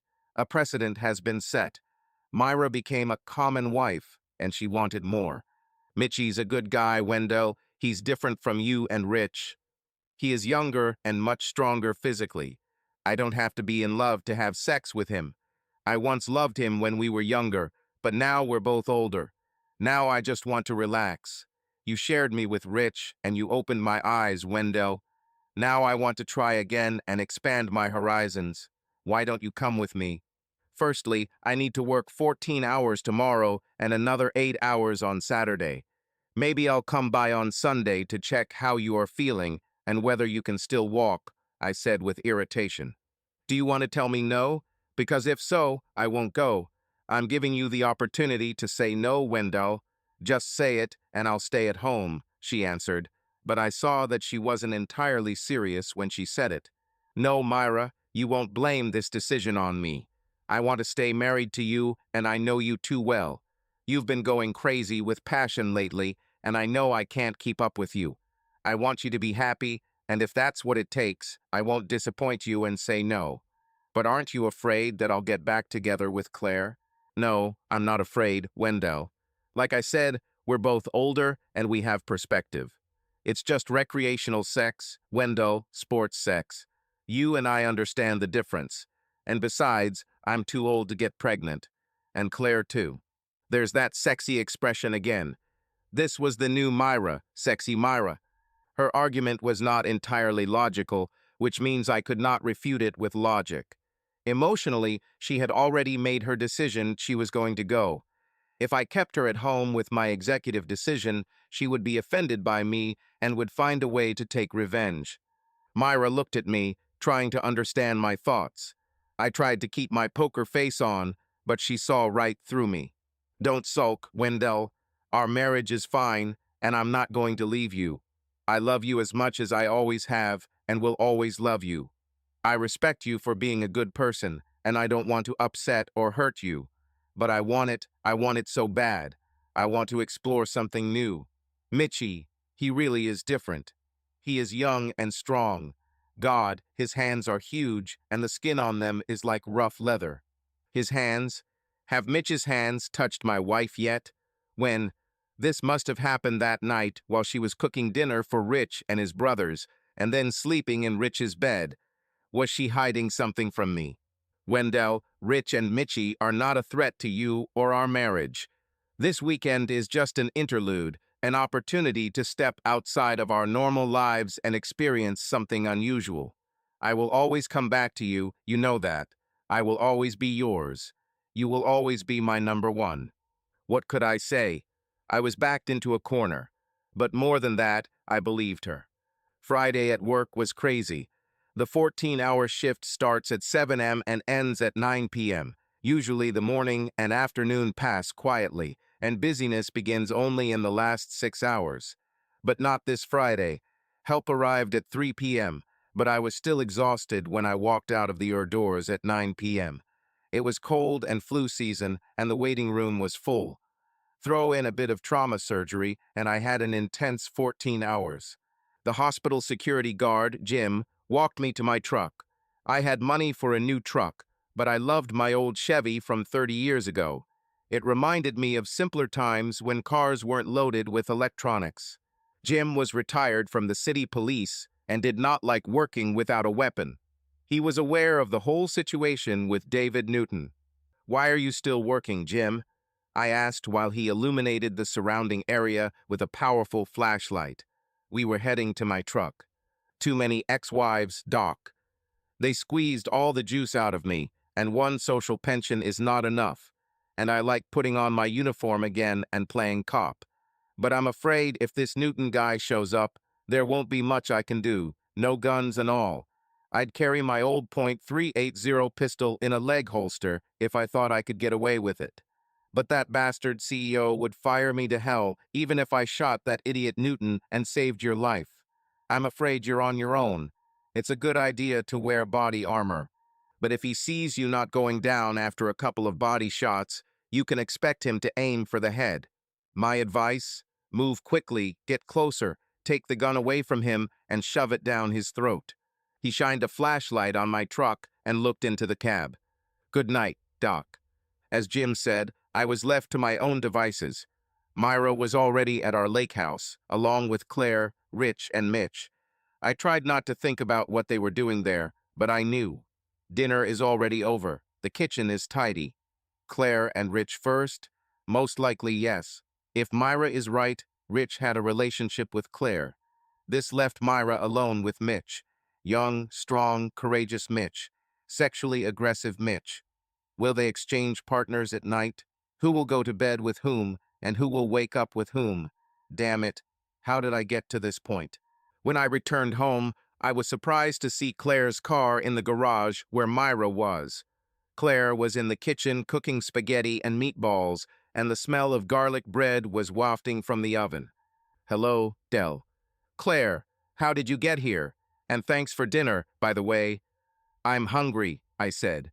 She was dressed stylishly but casually, black formal trousers, a white blouse, and low-heeled shoes. She was wearing a new apron and looked amazing. Myra gave me the key to the house and the remote control for the garage door. "Myra gave you the key, so she knows you're here. So, she's at the lake house now, alone with, I started to stutter. "Yes, Dell, she's there, alone with two men. It sounds interesting, but I prefer to be here with you. Let's play family." This suited me just fine. My wife was on the lake, playing the role of a woman of easy virtue for two men, and Claire and I were going to play husband and wife. We were older, wiser, and, so to speak, had perspective. This meant we had dinner first. After dinner, we sat down in the living room to talk. "This apple juice is very good. Who said you have to get drunk to have a good time?" Claire said, raising her glass in my direction. I raised my glass in response. "It's a local product from Bennett's Cider Mill. Freshly squeezed. Better than wine 100%, in my opinion." We talked about my recent problems with alcohol, overeating, and my previous lack of exercise, which I managed to overcome. Claire told me about how she cared for George in his final days, raised the teenager alone, and struggled with loneliness. "So you didn't date men anymore after George died?" I asked. "Only occasionally. But men my age are too boring. What about the young people? They just want to get into their panties. They think that I am desperate and ready to sleep with anyone." "And you?" I asked too intimate a question and immediately added, "No, wait, sorry, I shouldn't have asked that." Claire smiled sadly and said, "Well, A girl has her needs too, and I love sex. But I didn't make it a habit. It was too cold, too impersonal. You know what? Over all these years, I still thought about you, about what we had, and about how we were interrupted. It's probably a good thing it happened, Dell, because George and I had a great marriage, a really fun marriage. But you have always held a special place in my heart. We sat across from each other on the couch, and she shook her head and smiled. She was remembering something. At that moment, my wife was a million miles away from me. Myra and I talked, and I know that you and her are inseparable, despite your problems, Claire said. I mean, she's there now, with two men, and you and I are here playing family. Oddly enough, I don't think it will affect your marriage at all. It was true, I thought. What about you, Claire? What do you want? Now, I want you, Dell. It seems like 19 years ago we were interrupted. Do you remember what we did then? What a scene. George later admitted to me that it was the hottest thing he had ever seen, but he felt obligated to get angry and send you away. He had already found a new job in San Diego, so we just packed up and left. When we found out I was pregnant, George immediately suspected that the baby was yours, so we decided to stay away from you.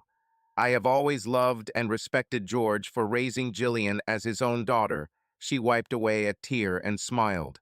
It's strange, isn't it? Talking about my late husband while trying to seduce you. What's wrong with me? You're okay, Claire. You are a wonderful woman, and I am sure you have been a wonderful wife to George. Thank you and George for raising our daughter. And thank you, Claire, for bringing her here. She's a wonderful girl. Now I have wiped away a tear. Myra always said I was soft-hearted, and here I thought that it was me who was seducing you. It seems I have found a worthy opponent. Let's go upstairs, I said. We took a shower together. Compared to Myra, Claire was slimmer, slightly taller, and had more angular features. We were both 52 years old. We were no longer young. Gravity had taken its toll on both of us, but her small breasts were very well preserved. She remained firm and round, and would be the envy of many young women. Her stomach was flat, and her hips were full and feminine. Theoretically, I knew that she could still get pregnant, but the probability was extremely low. The thought of this excited me.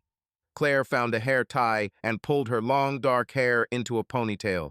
She noticed the way I was looking at her as she raised her arms, and she deliberately arched her back, pushing her chest forward, posing for me, turning from side to side.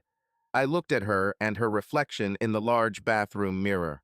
Later, we lay in silence, enjoying each other's closeness.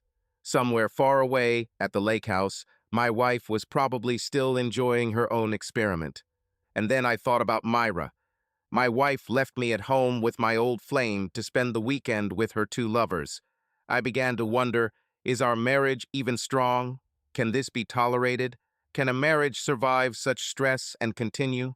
I also realized something else. Yes, I love Claire, but it was residual love left over from that time 19 years ago. I had not seen her for so many years, and our feelings were reminiscent of a meeting of old friends reviving old memories. We reviewed the past, but I had an unpleasant suspicion that we had nothing new. Without this, we may soon be left wondering what to talk about. In many ways, she remained a stranger from the past. Moreover, I saw Claire in a privileged light, pure, easy, carefree Claire, devoid of all the minor burdens that come with marriage mortgages, bills, home renovations, dirty laundry, kitchen clutter, resentments, petty disappointments. The list is endless. Claire seemed to descend from heaven like a divine goddess, accompanied by our dear daughter. How can Myra, or any other wife, compare to this? How could Myra not be jealous of Claire? No, I was wise enough to know that this stunning, naked woman sleeping next to me was not my Myra, was not my lifelong partner, was not the woman I wanted to grow old with. She was a great sex partner. We had just had a great night, and we were transported back 19 years together to relive the good old days, but it was just a mirage. This was not reality. Claire was not Myra and never will be. Yes, I loved Claire as I love all my friends, maybe even a little more, but I could never give up my Myra, no matter what she does now. In the grand scheme of things, what Myra did didn't matter. Not in the long term. And then another insidious thought appeared, and I shuddered inside. I was jealous of Myra having sex with Rich and Mitch, and in that part of my brain I was pissed. The very thought of it drove me crazy, but in the next corner of my mind I was delighted. There I wanted Myra to have the best sex of her life. It didn't make sense. How could I accept these two completely opposite ideas at the same time? It was a mystery, but truth be told, part of me wanted Rich, and especially young Mitch, to really give Myra as much pleasure as possible. I didn't worry about her safety because I trusted Rich to protect her, just as I loved Claire. I was absorbed in these thoughts when I suddenly noticed Claire looking at me over her shoulder. "How long have I been in the clouds?" "What are you thinking about, honey?" she asked. "About you, Claire," I lied. "Liar," she laughed. "You think about Myra, wonder what she's doing now. We know what she's doing. She's doing the same thing as us, only more than that." Caught. How do women always know? She's having fun, so leave her alone. It's a night for just the two of us, Dell. I know, but I can't help it, I complained. We need to stop whining. You and Myra really love each other, you know that, she said. Myra and I were talking, and you and her have something special. George and I had something similar too. Are you worried that I'll try to take you away from Myra? Don't worry. I couldn't do it even if I wanted to. You love her so much. There will always be something special between us because of Jillian, but I can't compare to Myra, I know that. Make love to me, Dell, like we did years ago. Time seemed to stop, and the world narrowed to the confines of our bedroom, our bed. The second time we woke up at 1 in the morning. I checked my phone, and there were no messages from Myra. Claire came out of the shower with a towel on her head and a fluffy white robe. She sat down on the bed. "Nothing yet? Let's send her a photo," Claire said. We sat down on the bed together and took a selfie. We smiled, and it was obvious from our appearance what we were doing. I sent a photo without text. When I got out of the shower, Claire was holding my phone. On the screen was a photo of Myra exactly the same as Claire's, hair wrapped in a towel, smiling, and a fluffy robe. She was sitting on the couch with Rich and Mitch on either side of her. Their heads were touching, and all three were smiling widely. The text read, "Long session." The second photo arrived.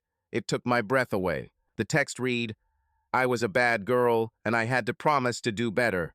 I still had to take punishment." "Oh my God, what did they do to her?" I asked. "No, she wasn't really hurt. See? She's smiling, so she liked it." I didn't know what to think. Is Myra a subordinate? I couldn't imagine this. But does she like it? If this is what she likes, how can I provide it? "What does she mean by punishment?" I asked. Claire bowed her head and looked at me with a strange look. "You need to explain everything, Dell. Think about it."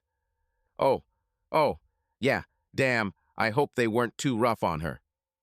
Claire sighed and said, "No, not too rough. Rich is very good at reading people and is a natural dominant, so you can be sure Mitch followed suit. Rich made this challenge for Myra challenging, but fun and sexy. Look closely. She smiles, which means she liked it. He felt her boundaries, but didn't go too far. Judging by the photos, she really liked it. I was dizzy and had to go to work in the morning. I was worried about my wife, but I trusted Rich to keep her safe. After all, we grew up together and have been friends since childhood. We went through ups and downs, but always supported each other. I should have calmed down and let things take their course. Myra got exactly what she wanted. Claire and I went to bed like a long-time married couple and slept through the night in each other's arms. I missed my wife. The next morning was strange. Instead of Myra, I woke up with Claire. We kissed and hugged briefly, but neither of us felt like having sex. Just one night of passion, and we are already plunged into the routine of family life. I wondered what Myra was doing now. I tried not to think about it. The working day was terrible, disgusting to the last degree. Another doctor who was supposed to be on duty fell ill, and the entire shift fell on my shoulders. It was very hard. The waiting room was crowded, and sometimes ambulances were lined up 3 cars deep. I tried to call someone to get help, but it wasn't easy over the weekend. Sharon, my trusty nurse who always had my back, walked over with a worried look on her face. "There's a man asking you by name. He looks like a homeless man. Isn't this the guy you were worried about by any chance?" Sharon asked. Homeless? David Newton, disgraced lawyer. My instincts were sharp, but not sharp enough. Instead of hiding, I headed to the front desk to see for myself. Big mistake. Events unfolded at lightning speed, but for me everything happened as if in slow motion. My life didn't flash before my eyes, but I didn't have time to get scared. I simply reacted. Thanks to muscle memory, all the work I did with Rich and Kyle paid off completely, as did our sparring sessions. And thanks Sharon. She worked in a hot spot for a year, providing care in field hospitals, encountering things civilian nurses couldn't even imagine. It was like a dream. David Newton really looked like a scruffy homeless man, and it wasn't a disguise. We recognized each other at the same time, and I saw him take 2 steps towards me, raising his right hand. In his right hand, he had a Glock pistol, probably a Model 19, the same as mine, I thought, but I was already moving towards him, quickly closing the distance. I was really hurt. I raised my head and looked down. Damn it, I don't have time for this. I still have patience. But then Sharon started cutting my clothes, and I calmed down. Sharon was there, and I just had to relax. She saw everything and did it twice, so I was in good hands. Someone was fussing around and screaming, and I thought a dirty hospital floor was a terrible place to examine a gunshot wound, but, well, okay. They loaded me onto a hard stretcher, lifted me onto a gurney, put on large IVs, and I thought, it's a good thing I skipped lunch, since I had nothing after an early breakfast, so the likelihood of aspiration is minimal, and then, nothing. I swam in the warm, dark ocean, trying to get my bearings as I made my way to the surface.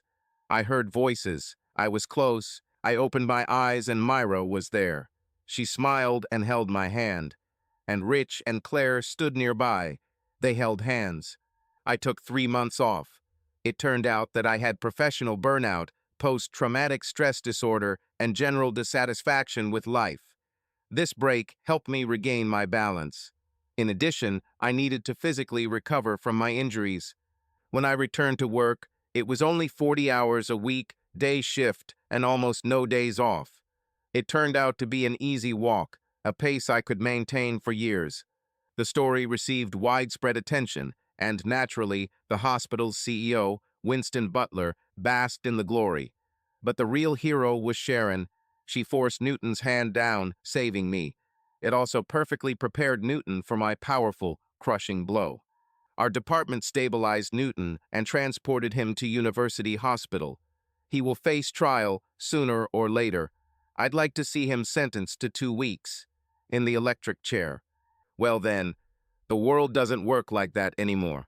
Sharon is my personal hero. Claire and Rich get married. I'll be the best man and Myra will be the best man. We did this once before at Rich and Helen's wedding many years ago. Some things have a habit of repeating themselves. Jillian and all our children will be there, a real blended family. Myra and I barely discussed her weekend with Rich and Mitch at the country house. It hasn't happened again, and I'm not saying it will never happen again, but for now, never. Rich later told me it was the hottest thing he'd ever done and Myra was absolutely gorgeous. Mitch fell in love with Myra and Rich and I had to push him away. Myra got mad like a mad cat, but I thought it was funny. Serves her right. On a sadder note, Myra got pregnant. She still had irregular periods, but at 52, no one was seriously thinking about pregnancy. Oh, a few weeks after her night at the country house, she noticed that her breasts become tender and morning sickness began. A home pregnancy test from Walmart came back positive. As mature lovers, we took it in stride. It was inconvenient, of course, but we could deal with it. We didn't even raise our voices to each other. This terrible symmetry that Rich, or most likely Mitch, could have gotten my wife pregnant was not lost on me. After everything we'd been through over the years, late pregnancy seemed like a small thing, or even a blessing. I was looking forward to becoming a father again, and Myra was already getting ready to make an appointment with her gynecologist. But then she began to have difficult, painful days as a woman, and she lost her child. We both felt an acute sense of loss. This is our little secret for now, but we are grieving for the child we lost. I still love Claire, but as I get older, I understand what kind of love it is. It is a complex mixture of brotherly love, desire, and long-standing camaraderie. Our relationship is frozen in time because she is the mother of my daughter Jillian, and my best friend Rich will soon be Jillian's stepfather. As they say, everything is complicated. As far as I know, Jillian and our other adult children know nothing about our escapades at the country house or about our last night with Claire. We intend to keep this a secret. Subscribe to our channel so that your love doesn't cheat on you, and go ahead and listen to the next story, because this story is nothing compared to the next one. If you're under 18, don't even click to the next one.